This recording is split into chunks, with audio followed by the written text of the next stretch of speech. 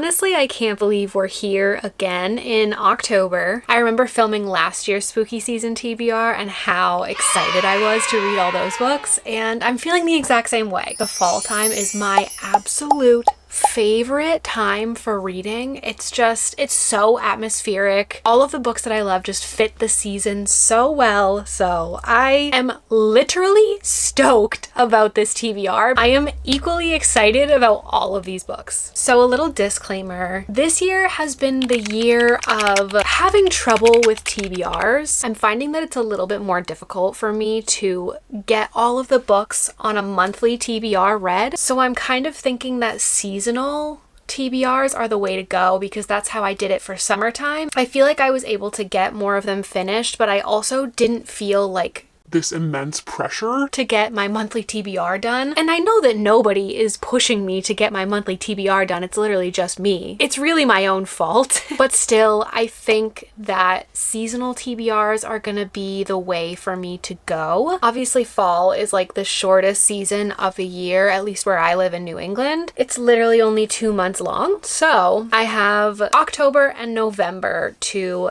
get my books that I picked out read. I picked out, I think it's 12 books. Oh, there's 14 books on this list because I just could not narrow it down. I was trying to narrow it down to 10 or 12 books because I thought that would be a lot more manageable, but I literally couldn't take any of these off of my TBR. And it's fine because if I don't get to all of them, they can just roll into December and January. So first of all, Emma needs to try and be a little bit more gentle with herself as far as finishing her TBRs. And second of all, it's not like if I don't finish the books, I can't read them in December. So that all being said, I have 7 physical books from my physical TBR that I'd love to get to, and 7 books from my mental / Amazon list. My Amazon wish list is where I put like all of the books that I see and that I want to eventually read. So I think we're just gonna start with the physical books. Starting off with one that has been on my physical TBR for 2.5 years.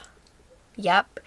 This book was a part of the very first book haul that I ever did. So like, it's been a while. Like, girl, it needs to happen. And that is The Night Circus by Erin Morgenstern. This is fantasy. I know it's kind of like a love story, but I think there's like a competition aspect in here, very like mysterious too. The circus arrives without warning. No announcements precede it. It is simply there when yesterday it was not. Within the black and white striped canvas tents is an utterly unique experience full of breathtaking amazements. It is called Le Cirque des Rêves, and it is only open at night. But behind the scenes, a fierce competition is underway, a duel between 2 young magicians, Celia and Marco, who have been trained since childhood expressly for this purpose by their mercurial instructors. Unbeknownst to them both, this is a game in which only one can be left standing. Amidst the high stakes, Celia and Marco soon tumble headfirst into love, setting off a domino effect of dangerous consequences and leaving the lives of everyone from the performers to the patrons hanging in the balance. I've only heard good things about this, you guys. I think this is like an OG book talk book from like a long time ago. And once again, I'm very late to the game on this, but I'm still so excited. I'm actually hoping that this will bring me everything that I hoped that Caraval would bring me, that it failed at. Ooh. Fingers crossed. I feel like I'm gonna love it. Oh my gosh. I wish coffee didn't dehydrate you because I would literally drink it all day.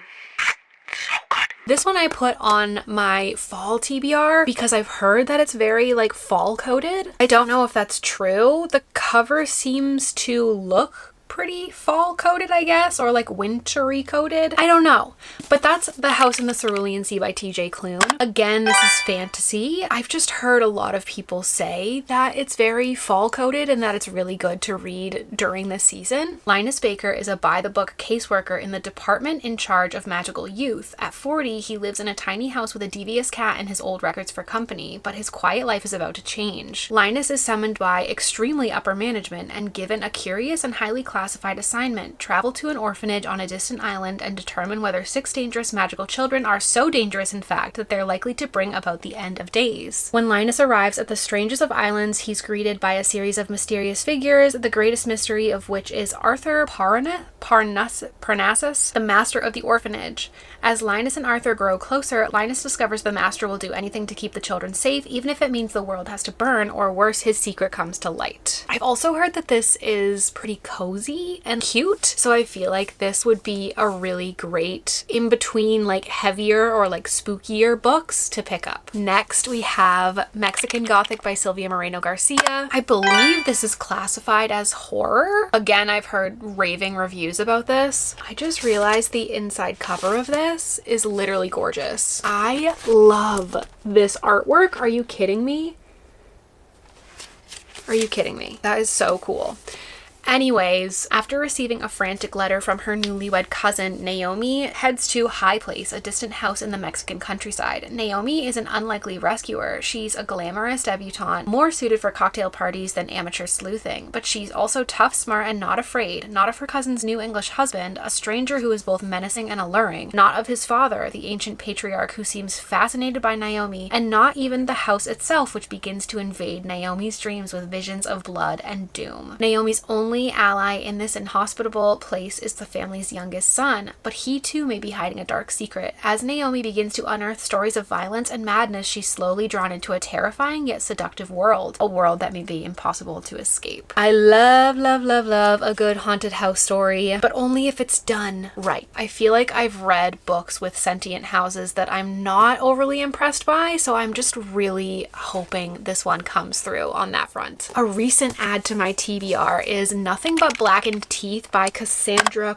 Caw. This is super short. It's just a little tiny novella, which I absolutely love. This is most definitely horror. I mean, look at the cover. You don't even have to look up the genre to know that this is probably horror. A Heian era mansion stands abandoned, its foundations resting on the bones of a bride and its walls packed with the remains of the girls sacrificed to keep her company. It's the perfect venue for a group of thrill-seeking friends brought back together to celebrate a wedding. A night of food, drinks, and games quickly spirals into a nightmare as secrets get dragged out and relationships are tested. But the house has secrets too. Lurking in the shadows is the ghost bride with a black smile and a hungry heart. And she gets lonely down there in the dirt. Ooh, it sounds extremely creepy. I'm sure that this one is just going to have me crawling out of my skin. Actually, speaking of supernatural horror books like this, I would love to know, you guys, please comment down below if you would like to see a vlog of me basically trying to scare myself with books, seeing if I can read like the scariest books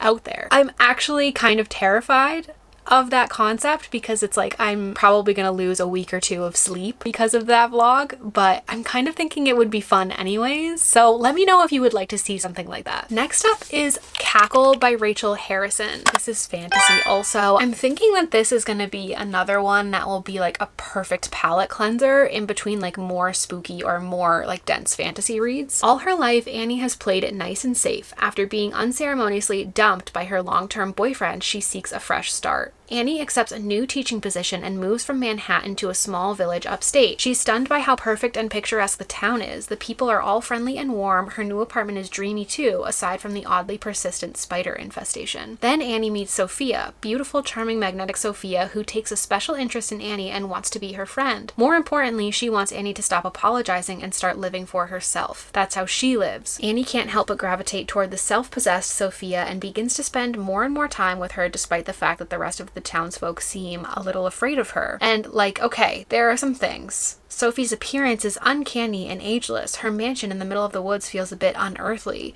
and she does seem to wield a certain power, but she couldn't be. Could she? Another pretty short one, just under 300 pages. So I'm very excited for this one. This sounds like very spooky season coded, but like kind of cozy and fun at the same time. So super pumped for this one. One that I have been staring at on my shelves for a long time that my brother actually asked me to pick up during spooky season because he wants me to read it and give my opinion, and then he wants to try and read it, is The Familiar by Leigh Bardugo. This will be my first Leigh Bardugo if I end up getting to it. I'm not gonna lie to you guys, I have not heard very good things about this one. Most of the people that I've seen review this or talk about this say that it is not good. Very sad because this is one of my favorite covers on my shelf. It's like absolutely stunning and the premise of it sounds right up my alley. This is also like historical fantasy. In a shabby house in the new capital of Madrid, Luisa Catado uses scraps of magic to get through her days of endless toil. But when her scheming mistress discovers her scullion is hiding a talent for little miracles, she demands Luisa use those gifts to win over the royal court. Determined to seize this chance to better her fortunes, Luisa plunges into a world of power-hungry nobility, desperate kings, holy men and seers, where the lines between magic, science, and fraud blur. With the pyres of the Inquisition burning, she must use every bit of her wit and resilience to win fame and hide the truth of her ancestry, even if that means enlisting the help of an embittered, immortal familiar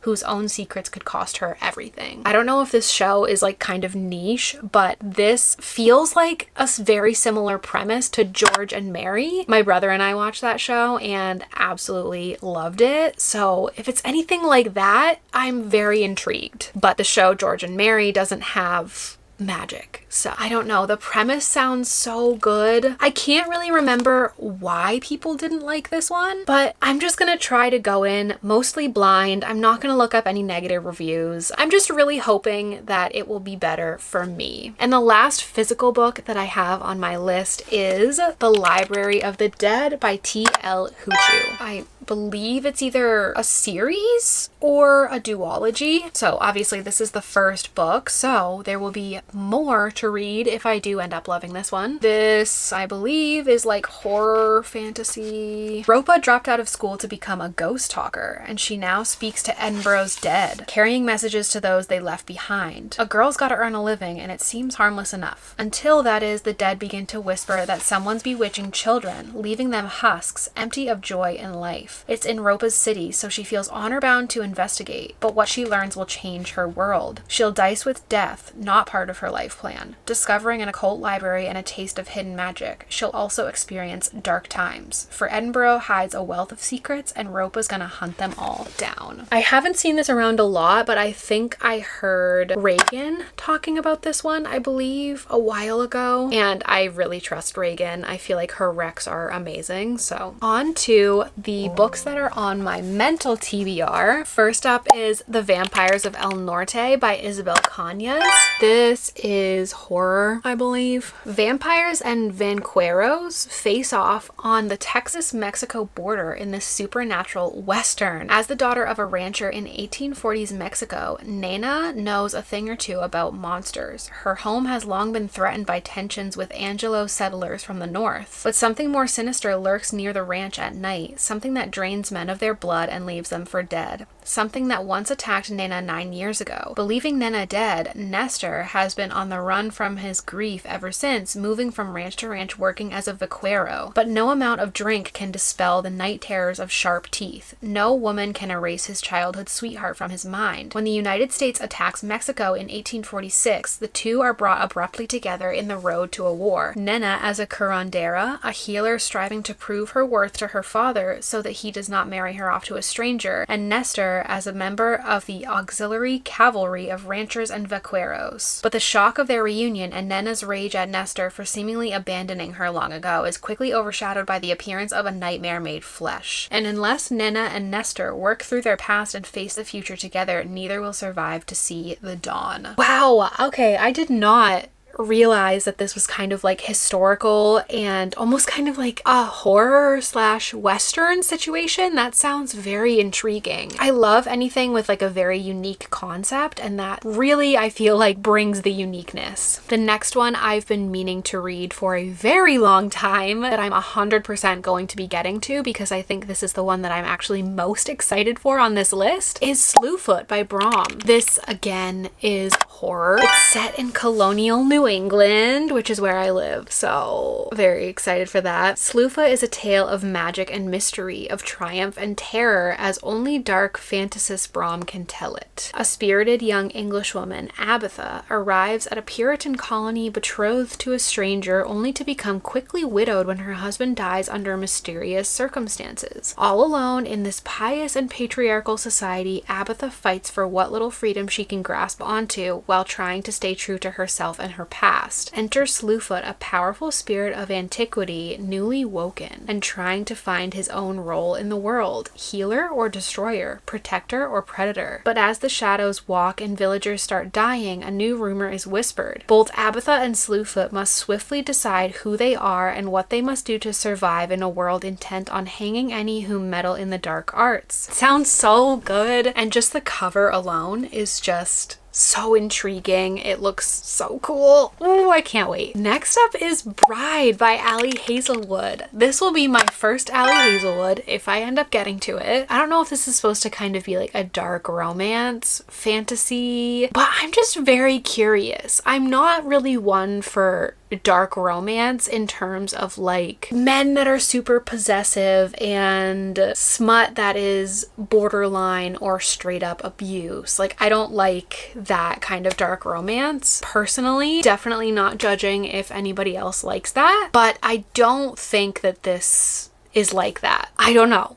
I'm very curious about it though. I'm not gonna let this one be my judgment of Ali Hazelwood either, because I feel like for me this book could go either way. Like, I could like it or I could be like, oh, really icked out. So I'll definitely be reading more Ali Hazelwood whether I like it or not, because I don't think this book is a great judge on her writing and whatever. So anyways, a dangerous alliance between a vampire bride and an alpha werewolf becomes a love deep enough to sink your teeth into in this new paranormal romance. Misery Lark, the only daughter of the most powerful vampire councilman of the Southwest, is an outcast again. Her days of living in anonymity among the humans are over. She has been called upon to uphold a historic peacekeeping alliance between the vampires and their mortal enemies, the Wares, and she sees little choice but to surrender herself in the exchange again. Wares are ruthless and unpredictable, and their alpha, Lo Moreland, is no exception. He rules his pack with absolute authority, but not without justice, and unlike the Vampire Council, not without feeling. It's clear from the way he tracks Misery's every movement that he doesn't trust her. If only he knew how right he was, because Misery has her own reasons to agree to this marriage of convenience, reasons that have nothing to do with politics or alliances, and everything to do with the only thing she's ever cared about, and she is willing to do whatever it takes to get back what's hers, even if it means a life alone in Were territory, alone with the wolf. The average rating is a 3.99. I just think that this book can be very divisive from what I've seen around the book community, but I am just very curious and I want to know what the hype is or what people don't like about it. So next up is Don't Let the Forest In by C.G. Drews. Again, we're looking at horror. This one I've not seen a lot about, but what I have seen, it looks like people enjoy it. Once upon a time, Andrew had cut out his heart and given it to this boy, and he was very sure Thomas had no idea that Andrew would do anything for him, protect him, lie for him, kill for him. High school senior Andrew Perrault finds refuge in the twisted fairy tales that he writes for the only person who can ground him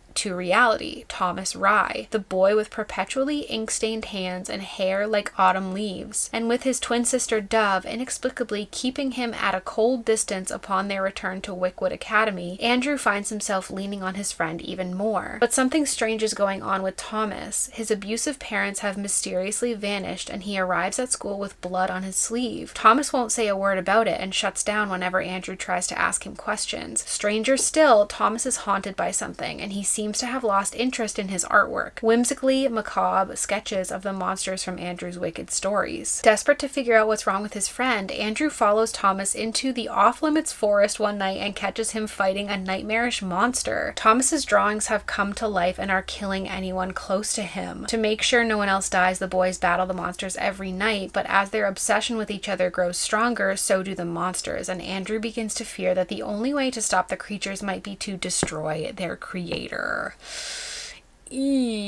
Sounds very creepy. Sounds almost kind of like dark academia-esque. Maybe not like academia per se, but they're at like an academy. Average rating is a 4.09 stars, so that's a pretty good rating. Really looking forward to this one. I also love the cover art of this one. So good. 3 more to go. The next one is A Sorceress Comes to Call by T. Kingfisher. This will be my first T. Kingfisher, and I've heard nothing but good things about her. I'm very excited to dive into all of her work because it all seems like it would be right up my alley. My mutual on TikTok, Andy, she recently read A Sorceress Comes to Call, and she talked about how it was T. Kingfisher's like darkest read and how it was kind of spooky. So I'm definitely wanting to read this one during spooky season if I can. A dark retelling of the Brothers Grimm Goose Girl, rife with secrets, murder, and forbidden magic. Cordelia knows her mother is unusual. Their house doesn't have any doors between rooms, and her mother doesn't allow Cordelia to have a single friend, unless you count Falada, her mother's beautiful white horse. The only time Cordelia feels truly free is on her daily rides with him. But more than simply eccentricity sets her mother apart. Other mothers don't force their daughters to be silent and motionless for hours, sometimes days on end. Other mothers aren't sorcerers. After a suspicious death in their small town, Cordelia's mother insists they leave in the middle of the night, riding away on Falada's sturdy back, leaving behind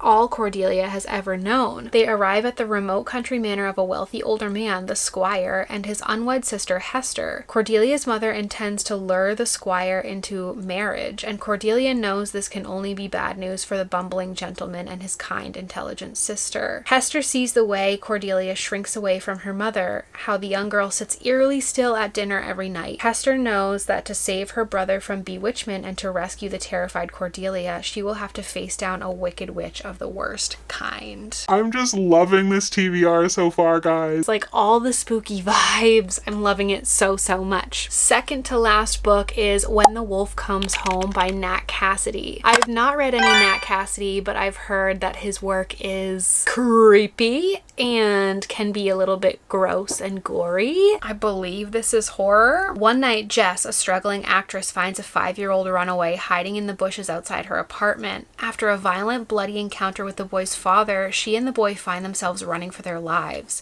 As they attempt to evade the boy's increasingly desperate father, horrifying incidents of butchery follow them. At first, Jess thinks she understands what they're up against, but she's about to learn there's more to these surreal and grisly events than she could ever imagine, and that when the wolf finally comes home, none will be spared. Eek! That is creepy sounding. So is the wolf the father? Another one where the cover just is stunning and so spooky. And lastly, very different vibes from the rest of this entire TBR, but something to just kind of again break up all the spooky reads is If It Makes You Happy by Julie Olivia. I've heard good things about this one. It looks really cute, obviously very fall coded. It literally looks straight out of Gilmore Girls, so that's awesome. So this is obviously contemporary romance. My new next door neighbor seems to have everything figured out. Small town golden boy? Check. Single dad extraordinaire? Check. Hot baker forearms? I didn't notice them, I swear. I, on the other hand, don't at all have anything figured out. Trust me, I didn't think taking over my mom's dream bed and breakfast in Copper Run, Vermont was going to be easy. It should be a good place to heal after my divorce, but apparently my scones belong in the garbage with my small talk skills. As pointed out by none other than Cliff. Cliff is inescapable. He knows exactly what other people need, always. His charm, the way he wears his flannel, and even his pastries make not wanting to be friends with Cliff and his daughters pretty hard. Friends? I can make friends. That's safe. Except I'm leaving in 3 months to pass the inn off to my little sister and get the promotion in Seattle I've been working towards. So ask me why I'm thinking about kissing my hot neighbor. This sounds cute. Just from the description, I'm questioning if I will like this writing style, but still, I've heard good things about it. It has a 4.31 stars on Goodreads, so that's really good. That's a really good rating. So I have high hopes for it, and I think it will just be the perfect book to just break up all the spooky books. And that is my TBR for October and November, you guys. It's going to be a very spooky few months. As always, I would love to know if you guys have read any of the books on my list. Let me know what your thoughts are. Also, please let me know what books you're most excited to read in October and November spooky season. I always love knowing what books are on people's lists, so please let me know. But until next week, guys, bye!